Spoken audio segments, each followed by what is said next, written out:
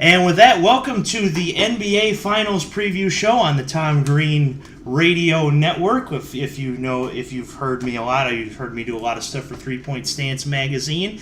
And I've finally, after a long, long time, decided to expand my game. Here we are in the NBA. Shout out to the NBA on TNT for the music, which I did not use more than 30 seconds, so you can't sue me. I am Tom, and I have a guest with me. Go ahead and introduce yourself, Fred. Hey, how you doing, Tom? Appreciate you having me on the show. Oh, yeah. My name is Fredaris Jackson, and I come from Saginaw, Michigan. And I attended Saginaw High, and I have a broad background with basketball. And just looking forward to getting into everything, and I'm more than welcome to fill you guys in on my take and a little knowledge about me. Well, we appreciate you having you on, Fred, and there is a special connection that Fred has on this show. He actually went to high school with number 23 for the Golden State Warriors, Day Draymond Green. Yes, yeah, I did. I attended school with him for 2 years. I had a chance to play with him for 2 years as well. Pretty cool guy. I mean, what you see with him is what you get. I mean, the leadership with him and the aggressiveness that he brings to the court has always been there from day one. You know, he always brought that leadership role, and I think that's why they have so much success. You know, he's a born winner. Honestly, he's won at every level.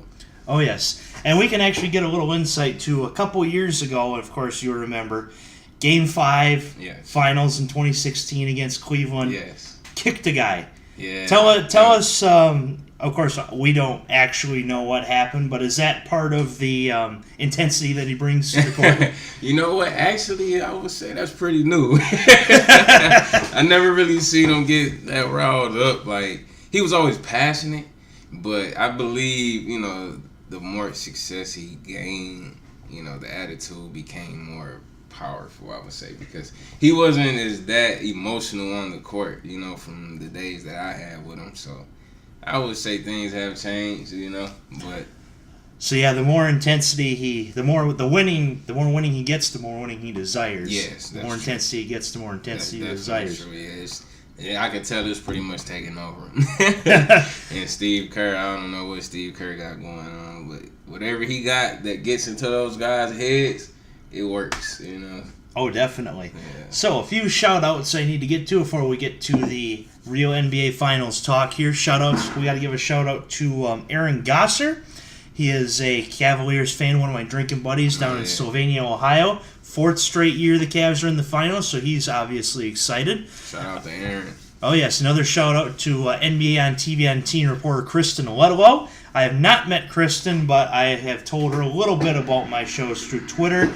And I felt that, you know, I want to get her on my show someday, so I got to, you know, talk NBA of some sort so that she knows that, hey, this guy can talk basketball. This guy from small town Essex. That's what you wanted to have that versatility, you know. Oh, yeah. Another shout-out to Allie Clifton, the Fox Sports Ohio sideline reporter for the Cleveland Cavaliers. Met her twice a couple of years ago. In fact, small-town funny story.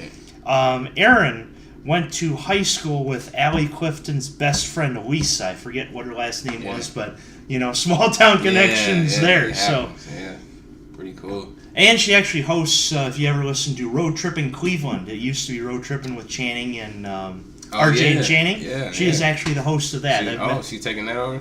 Yeah, now it's Road Trippin' Cleveland as RJ and Channing are both no longer in Cleveland. So, shout out to Allie Clifton there. She'll like to hear my take on this finals. And the two Quicken Loans Arena hosts, Nicole Marcelino and Maud Crump.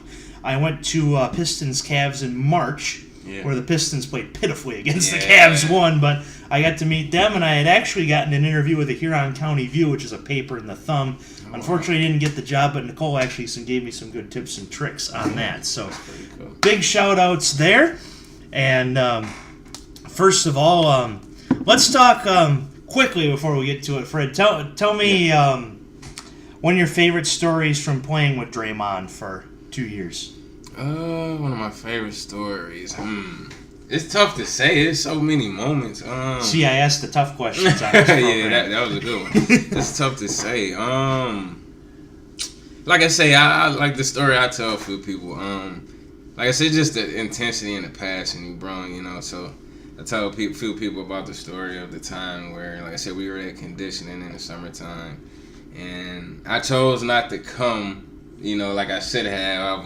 Had the big head. And so for the football fans out there, it's like OTAs, meaning yes. optional or yes, pretty much training, yep, and yes. you exercise that option not to. Yeah, so. I did. I exercised my option not to go, which I paid for it because I had the big head. I knew I was gonna make the team and be there and doing all those things. So it actually backfired on me. So we get there to conditioning and we're on the track. We get ready to run 100 meters and full speed. He wanted us to do it full speed twice. So we go. I run my 100 meters and I stop. We all get there and I'm deeply breathing because I'm tired. I'm not in shape. I've been enjoying my summer, doing all the good things. So time for us to run the second 100 meter.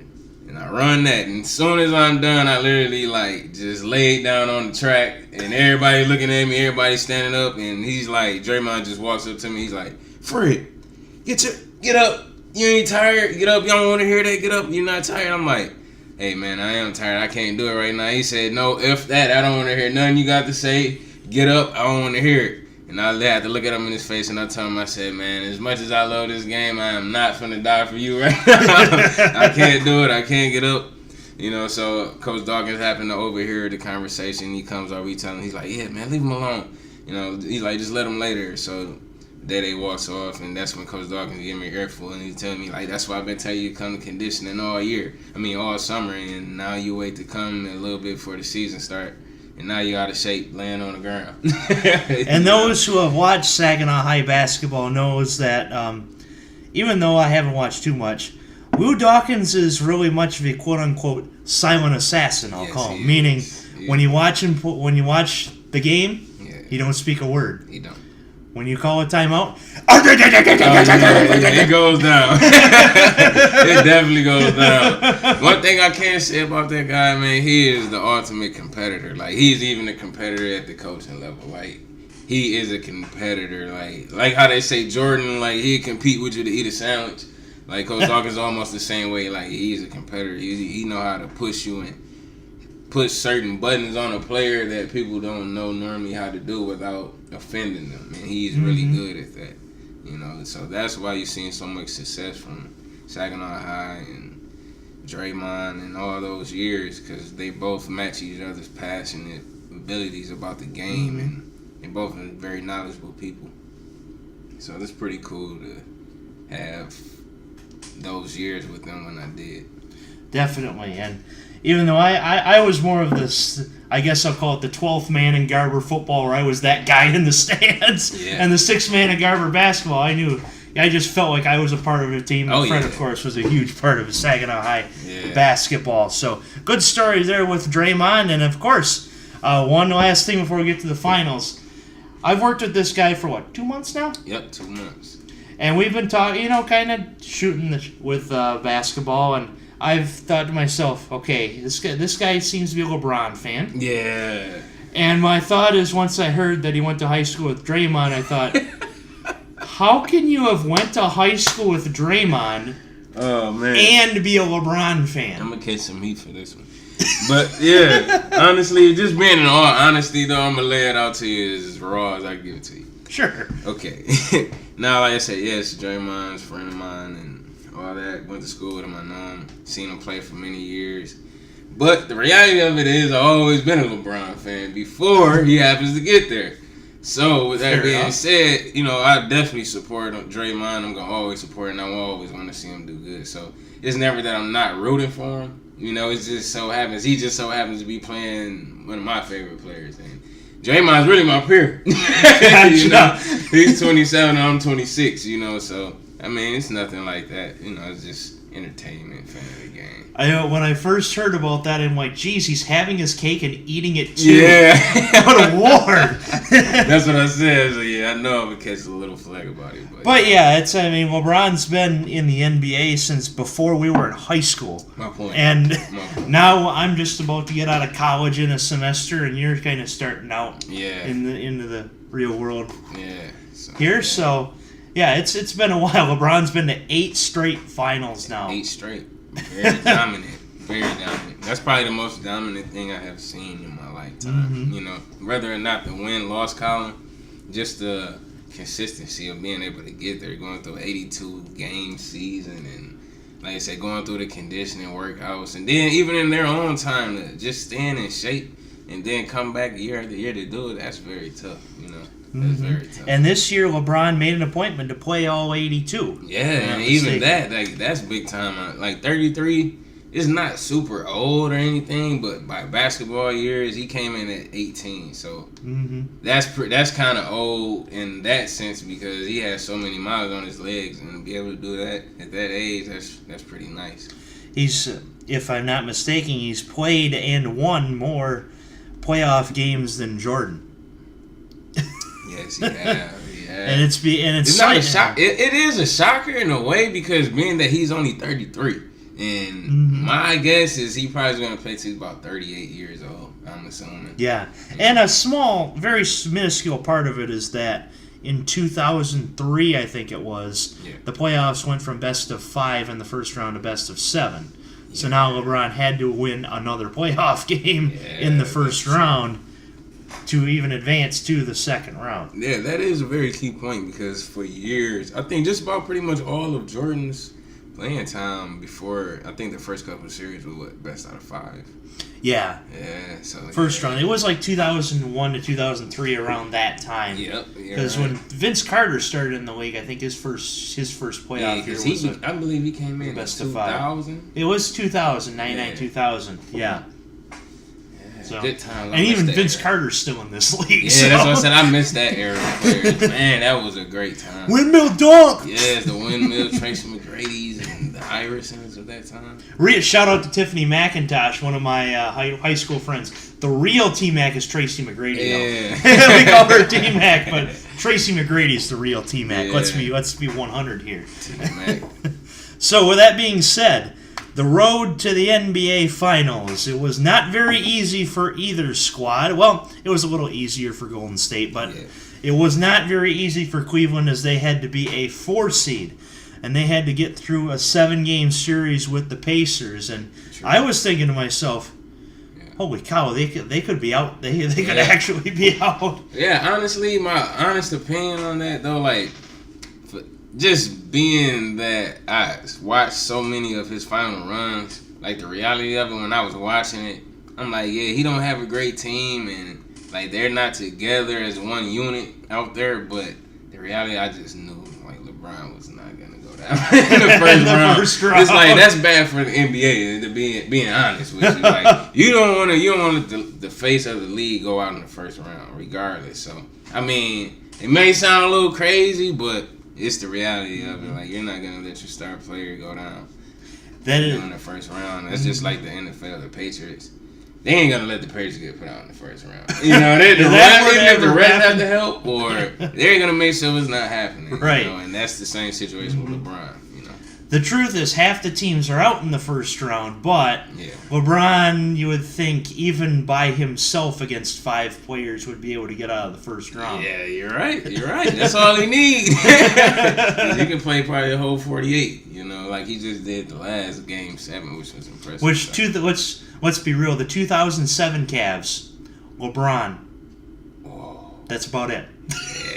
And you know what? Maybe Ilgauskas and Vershaw. This team mirrors that team. Only way different is because of Kevin Love, maybe.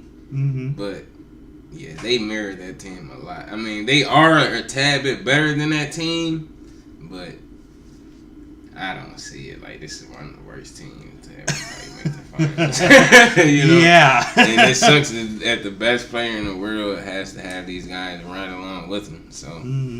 In fact, at the trade deadline, there was name tags. Hi, my name is George Hill. Now that was Hi, funny. My name is Rodney Hood. Yeah, now that you know, they all strictly business there. There's no games from LeBron. So after the Pacers, they get by Toronto, who ends up firing Dwayne Casey, who Detroit is about to interview, either has or is about to interview for a job, which I would not mind seeing Dwayne Casey in Detroit. better than SVG. Yeah, man. Honestly, I think the best coach out there that's available that no one has been offering is Mark Jackson. I don't know what the heck is going on. I don't know if he don't want to coach or the league just don't want him around or owners. I don't know what it is, but he needs to be in the NBA. Like, he even had no reason to really get fired from Golden State. Yeah, because that was Mark Jackson's team. That he basically put that team together. The only difference was Steve Kerr brought Kevin Durant, and he brought who else? He brought one more other player because I know Pachulia. Yep, because Iguodala, he signed Iguodala there, drafted Draymond, drafted Steph Curry. You know, like he basically put this whole team together, and then they get rid of him. So that was a pretty bad move, but I guess it paid off. Mm-hmm. Now with 2 championships in 3 seasons, it could be 3 and 4. Exactly. You know, possibly a third this year. So. So Cleveland going through Indiana, and going through the Pacers, going through Toronto, and then Boston. Boy, was that a grinded-out series for Cleveland. Had Boston made shots, we could be looking at the Celtics. Yeah, we could be looking at a whole different finals this year. And honestly, even though you might disagree with me, a better finals. Yeah, that is true. I honestly said I was not looking forward to watching this finals, just being honest, because the reality of it is we've been seeing this same finals matchup for the past few years, and it's always been one-sided. It's never been an even playing field. Like, although they did win in 2016, the Cavaliers, which I don't know how they won it. You know, maybe they had a little help from the NBA. You know, I said they suspended Draymond and all these other little things, and I just feel like they had a little bit of help, but that was even a one-sided year. So it's just the reality of it. I want to see a good finals where it's going back and forth games. I don't want to see someone go up 3-0 and all that. Like, I want to see an even good NBA finals. I haven't seen one in a couple of years, so I'm looking forward to that. Oh yeah, definitely. So Cleveland in the finals through the Pacers, Toronto, and Boston. Now to quickly go through Golden State's path through San Antonio, who unfortunately lost. Popovich lost his wife in the process, which that was hard. But Ettore Messina got them to win 1 game in that series, and who knows, Ettore Messina could get interviewed for a position too. But he's been there for like 20 years, but still has. He's considering leaving. Not sure. It's more of a media just hyping it up. Yeah. But we'll see if that actually happens. But Messina got them through 1 win there, and then through the Pelicans in 5 as well. Which that was even 3 years. It was the first Golden State playoff series under Steve Kerr. Yeah. It was a 4-game series with the Pelicans, but it felt like 6. Yeah. That was tough. I honestly think if they would have had Boogie Cousins, that would have been a better series. Like, they probably could not even advance. But then again, it goes back to that same fact I said. It's probably bad for the NBA if Golden State gets sent home in the first round, so they're not going to go home either. But and the thing was, throwing it back to 2016 real fast, Cleveland-Detroit was another tough 4-game series. Yeah, I went to Game 4 of that. Well, I went to Elimination Game that year. You went to Game 4. Guess what? I was at that game too. Oh, you were? Oh, pretty cool, man. And we didn't even know each other at that game. You seen Kyrie hit that half-court shot? Mm-hmm. Yeah. In fact, that was the last time I had seen Allie Clifton on the sidelines. Yeah, that was pretty cool, man. I enjoyed myself. Because I had weaved around a few Cavaliers fans there, and I'm like, Allie, and she was actually seemed a little scared when she looked and saw me. It's like, oh, hey, Tom. And then things were all right after that. I had a nice 10-minute conversation with her. But yeah, that was the last time I'd seen Allie, and we were at. How about that? We were at the same game. We didn't even know it. Yeah. I have a drinking buddy that lives in Bowling Green. His name's Slade Wonder. I know, funny name. But he was at my 18th birthday. Was at Indians Tigers, and he was at that exact same game. We didn't even know it. So, So this happens often. Yeah, it seems like it. So Cleveland and Golden State. Oh, whoops! Forgot to mention Houston. That 7-game series for Golden State. Yeah. The same thing with Boston. If Houston makes shots, in fact, they were like you said, as close as the other few teams where they were literally just a couple shots away from plays away from being in the finals. Like, that's as close as anybody's gotten to beating them in this past 4 years of their last dominant run. So that was the first time I actually seen them go 7 games. Would be the second, because OKC. Yeah, OKC. In 2016. But that was before Kevin Durant jumped ship. Mm-hmm. You know, the snake. Yeah. The snake, they call him. Mm-hmm. And I will say it on air. Fred's pretty darn good at basketball. Yeah, appreciate it. But I will say, I think if Fred were to guard me on the 3-point line, I think I could go 2 for 28 from the field. Oh, yeah. Better than Houston did. I know that's right. I said the same thing, man, because they missed 27 straight 3-pointers. That is insane. Like, the odds of that happening, according to 538, wow. 1 in 27,000. Oh, my. And they pay you guys the big bucks. They pay you millions of dollars to go out there and miss 27 3-pointers. Give them credit, though, in this aspect. Yeah.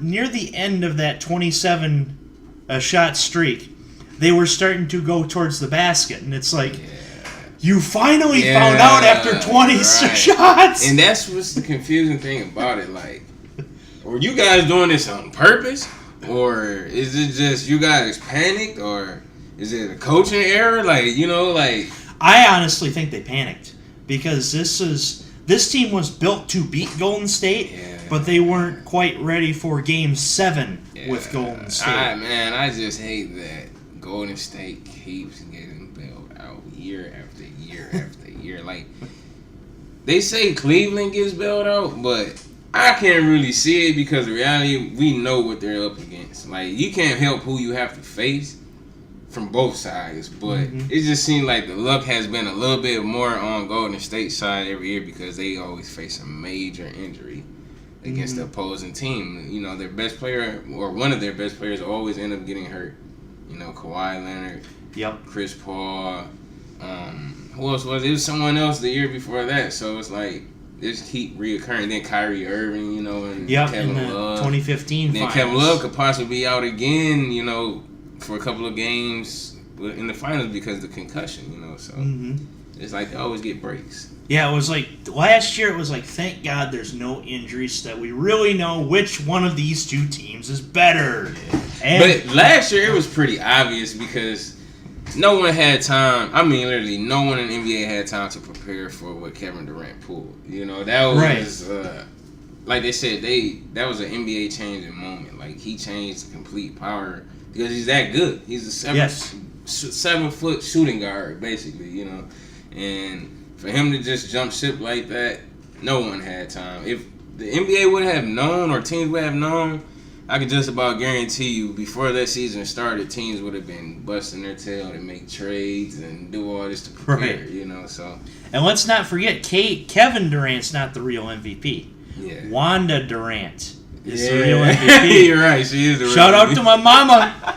You're the real MVP. Hey, that's a good one. You're the real MVP, mama. This is for you. Man, that guy. I don't know, man. The Warriors, they're a great team. They're just so cocky. That's true. They are so cocky, man. Especially Zaza. Yeah, since I've been born and watching sports, I've been like literally into sports all my life. Same. And I can't think of one other team that I've seen that has been as cocky or arrogant as that team. I can maybe think the Royals of 2015 when they won the World Series. Yeah. But besides that, I tend to agree with you. Yeah, I haven't seen much more arrogance than and I think it's like as crazy as he may seem, Steph Curry may be the most arrogant one. You know, a lot of people says it all the time. Like that face fools you. Like when he's out there on that court, he don't care about nothing. Like he's out there to kill you. He just wants to hit threes and shimmy. Yeah, you know, he's very arrogant. You know, but still, the CP3 shimmy was the best. Yeah, I loved it. That one. That was an ultimate clapback. I loved it, man. Because even Steph Curry had to laugh when he saw that one. That was pretty awesome, though. I liked it. You know, so too often you see that. Oh yeah. So with that being said, let's get to the finals predictions. First, I'm gonna give Aaron his 15 seconds of fame here because he actually gave me some insight to the series, and here's what he said from a Cavs fan in Sylvania, Ohio. Okay. It's the biggest mismatch for a so-called championship series in the history of sports. Only way the Cavs have any hope is for LeBron to go bananas and score like 45 a game. Roll players out of their asses like never before, and hope the Warriors just aren't themselves and bricking a lot of shots. Outside of all of that, we'll be hard-pressed to win a game or two. This feels like mission impossible. Thanks, Aaron, for the insight. And so let's take it over to Fred to see what he thinks about this epic, or is it, NBA Finals matchup. He has a lot of great points in that. He's right. I mean, is the reality of it, if you know the game and been watching from what we all have been seeing, it's virtually almost impossible for him to pull his feet off with the teammates or the assets that he has, you know. But the reality of it is, if he can pull it off for some odd reason or find a way to pull out the heroics, then for LeBron is considered that GOAT talk will really catapult him. You know, like, don't get me wrong, I still feel like he might have to win maybe at least one more championship. I feel like 5 for him would be good. He don't need 6, you know, but I feel like 5 because of the current NBA way how everything has changed. But yeah, it's totally tough for them to be able to do that. I mean, like I said, he even need his role players to step up every single night and deliver every night. Like, they can't have nights where they go 3 for 18 from the 3, you know, because they do that. They can't have those droughts. Right. So you're saying here, you 3 kings came down here to win championships. Not 1, championships. Not 2. LeBron, tell us about that. Not 2, not 3, not 4, not 5, not 6, not 7. Hey, and when I say that, I really believe it. courtesy NBA TV and under 30 seconds, so can't sue me there either. But yeah, that's the exact thing I was thinking when you saying you got to win 5. Not 5, not 6, not 7. You're right. You know, so to get that GOAT status. Yeah. Jordan's won 5 or 6? 6. Jordan has won 6. And he's undefeated. There you go. Yeah, 2. But like I say, my argument that I do bring to the table when it comes to that is the number of times he has been there. You know? That's true. So that's the only thing that makes up for the losses, because we all know he's gonna get back to that finals probably 3-4 more times before he even calls it quits. You know, so if he can find some way to average out those losses, then you know that changes everything. And this is kind of like a Joe Montana versus Tom Brady debate. It is. Montana 4-0, Brady 5-2. But he has more appearances, you know, and that's his way how the cookies crumble, you know. And the reality of that situation is, I kind of give the edge to Brady, you know, as being the best quarterback. I mean, especially now that he has that 5th ring. Yeah, you know, and he can take anyone to the Super Bowl. You can come off the street, get in training camp with Tom Brady, and he'll get you right, you know, on your routes, and he gonna hit the passes to you, you know. Definitely. And that's kind of like LeBron. He's the same way. You get in there, you get to practicing with him. He's that ultimate leader. He's gonna find ways. You know, it's the competitive edge. A lot of people don't have. Only a few people I think are born with that natural, die-hard competitiveness. Like, we're not gonna lay down, and they have it. Oh, definitely. So I'm going to do my thoughts on it, and then we'll do our official predictions. And my thought on the finals is LeBron, just like in 2013, is so damn lucky to be here. Yeah, he is. I don't know how he pulled it off. I mean, if you look at it from an outside point, they kind of should have lost to Indy in a way. Yeah. Even Boston, in a way. I mean, you know, they're young, too. But they had their back against the wall because they had a chance to close the series out in Boston, you know. So, being that they're young is the reason why they couldn't. But. Game 1 against Toronto, when they pulled that out, I thought, oh, God, this could start a hot streak for them. And sure enough, here we are with Cleveland in the finals. They swept those guys, didn't they? They swept them, yeah. They got to break that up. I mean, which, of course, it costed Dwayne Casey his job. And do you really think It's all on him. I can't really give Dwayne Casey much of the blame because I mean, they he won coached with what he had. They had 57 wins this season. Yeah, so a couple of times, he had 50 plus. So how does this cost him his job? Yeah, I don't know. LeBron. Yeah, LeBron, man. There was that meme. I might have showed it to you. Raptors in the regular season, T-Rex. Yeah, Raptors in the Raptors in the playoffs. Barney! Yeah. Oh, yeah, I did see that. That was pretty funny. Barney! That's literally what they're turning to. Barney, the dinosaur. Yeah, he broke up a dynasty. Well, it wasn't a dynasty. I would say the franchise that they have created thus far. Jurassic Park is unbelievable, but yeah, when LeBron comes to town, not so much. Yeah, so, LeBron, very lucky to be here. And as for Golden State, Houston... Do we really have that much of a problem? Yeah, that's the thing. I'm wondering what Houston will do from here. Even Chris Paul, I know he has the option, and he really don't have a reason to leave because they were this close. Like literally a hair away. So he missed the last 2 games. So he even has a choice to make. Do he want to come back, and can he see himself winning with James and the guys that they have? But also I think that killed their chances of even getting LeBron James.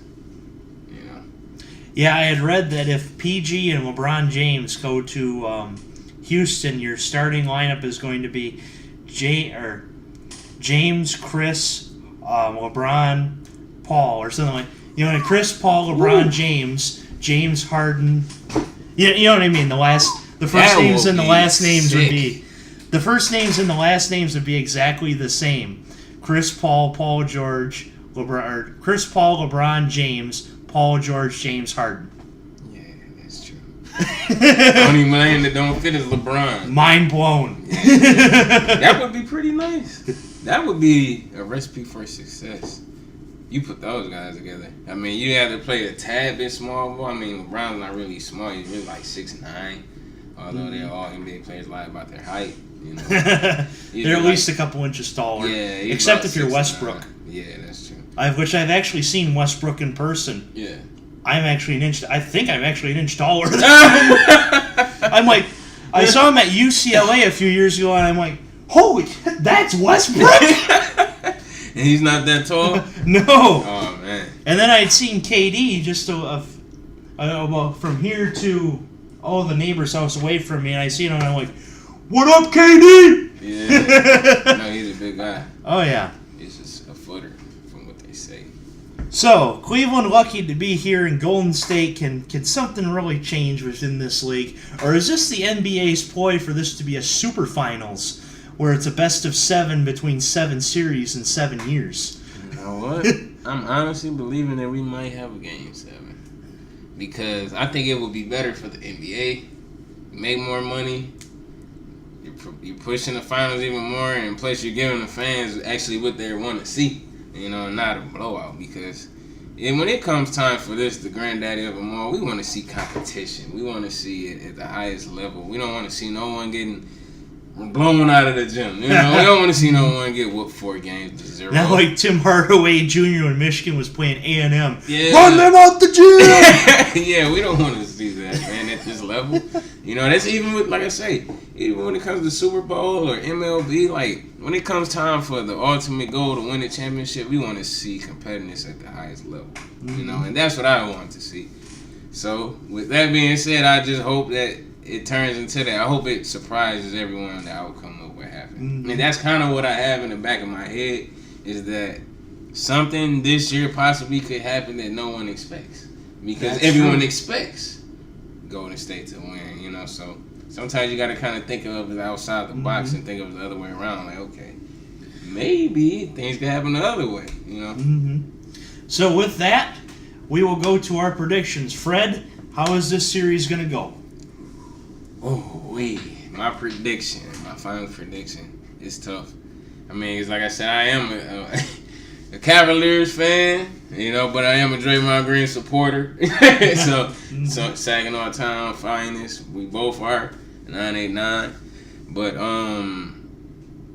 I would honestly say, if I had to give my honest opinion, I would say not Cavs, Warriors in 6. Warriors in 6. Okay. Yeah. So just like 2016 or 2015. Yeah. Warriors in 6, they lift the trophy at the Q. Yeah, I feel LeBron could possibly steal one on the road because he's good for that, and he could pull one off at home. Now, if he could do that and they could build off it, then we got a series. But I feel like he could steal one either way just to make things interesting. Mm-hmm. And my official prediction will be Golden State in 5. I think it's going to be about the same like last year, except flip games 3 and 4. I think Cleveland's going to win game 3 at the Q in front of that loud crowd. Of course, Ahmad and Nicole rooting them on. Yeah, of course. But I will say that if my Cleveland fans are listening to this, the people I give a shout out to, you have my authoritative permission to, if the Cavs win this series, to just fold out a banner that says, "Hey Tom, you were wrong." You have my authority. You have my 110% permission to do it. I hope I get proved wrong too, Cleveland fans, because I support you guys. I love Cleveland anyway. But yeah, same as Tom. And then they can have another banner that says, "Hey Fred, pick with your heart, not your mind." Yeah. And you're definitely right about that because I'm so torn, man. I hate that situation. But good luck to whoever the best may win though in the finals. Good luck to you, Day. I hope you have a great time going against the best player in the world for the last 4 years for a title. So that's pretty amazing, man. So big shout out to you and just keep grinding every day and striving to be great, man. Mm-hmm. And then I guess the last question before we wrap things up, Finals MVP. Ooh, Finals MVP. You know what? I'm gonna make it. I'm gonna go outside on the limb. I'm gonna go with Klay Thompson. You're gonna go with Klay? Yeah, he's been showing me the most consistency and won it out of all 3 of them so far. He had a very strong Game 6 and Game 7. That's for sure. Even though he had 3 early fouls in the beginning. Yeah, he's been showing up a lot lately. And being that the way how Cleveland guards have been playing, I see him probably having a big series.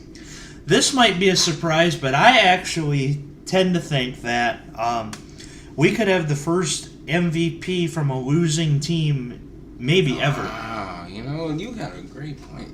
Because they were talking about you can probably guess who I'm going to say. LeBron James. LeBron. You know what, though, man? I really hope LeBron just comes out and go full throttle. Like, no holds bars against these guys because that's what he's going to need. But I know how he plays. The game 1, he's going to come out and he's going to be patient. He's not going to force anything, so they're probably going to get smoked in game 1. You know, then game 2 is he's going to come back and it's going to be a whole different, feel of things because he does that. So. Yeah, if the Cavs can steal a game at Golden State, we get free tacos from Taco Bell, but I think that's going to happen anyway. Yeah, that's what I'm but hoping. We could have ourselves a series if the Cavs steal one of the first 2 games at Golden State. So I think LeBron's going to be your Finals MVP, and it's because if they do the same thing against Boston didn't really do very well stopping LeBron. He got his 40 just about every time. Yeah, Boston did a great job stopping everybody else. Yeah. And if you ever look back and see MJ's games where he scored like 50, 60 points, the same thing with Westbrook when he got his triple-doubles. Yeah. They lost those games. Yeah, that's because they let him do his work, but they stopped everybody else. Yeah. Yeah, you have a great point. You have a great point there. So, I don't know. I mean, I honestly think the reason why he gave them 40 as much as he did because with Marcus Morris. I think, is that Marcus Morris? Marcus Morris? Yeah, when he came out and said that he guards LeBron almost as good as Kawhi. Now, you don't put yourself in the same... It might have been Smart, too. Marcus Smart, but... Yeah, you don't have to put yourself in the same class as that guy. So it came back to bite him. He said he's going to live to tell his kids about this or his grandkids, so... They got the proof to see it. The proof is all in the pudding, as Shannon Sharp say. Yeah. They definitely going to see it. So, with that being said, Fred's got Warriors in 6. I've got Golden State in 5. This has been a great NBA Finals preview, and we hope you enjoyed this show. Fred, it's been a pleasure to have you on this show. I'll be looking forward to it again. Oh, definitely. We might have to do some more stuff come the fall for NBA regular season preview and all that stuff. So yes, I'm definitely, because when I ain't coaching basketball or anything like that, I'm always down. Yeah. Another quick shout out before we leave: Kevin Marshall, coach, Bridgeport High School. Yeah, they used to be my AAU coach. Oh yeah, when I was at Delta, he had a buddy, one of his buddies named Reggie Baldwin was in my class, I know Reggie. and Reggie brought in Kevin as a guest on his children's show. Yeah. And that's how I got to know Kevin at first. Oh, yeah. And so I've been, even though I'm an Essexville Garber guy, I've been a huge Kevin Marshall supporter. Cool. Great guy, definitely has the right mentality for this sport does, and man. for He's a his great stuff. guy, man. Like I said, I had a privilege of playing AU with Coach Marshall for like 2-3 years. So I learned a lot from him. He honestly instilled, like, when it came game time, like, I always was good. But he was one of the few guys that actually got me to a point to where I found confidence in my game to learn what I was really capable of. So he's a great guy. He's a great leader and inspirational talker as well. So Yes. So if Kevin's listening, which I'll have to tag him in this post on Facebook, we'd like to have him on a show too. Yeah, definitely. That'd be something else. Tom Green, Fred. Give him a call.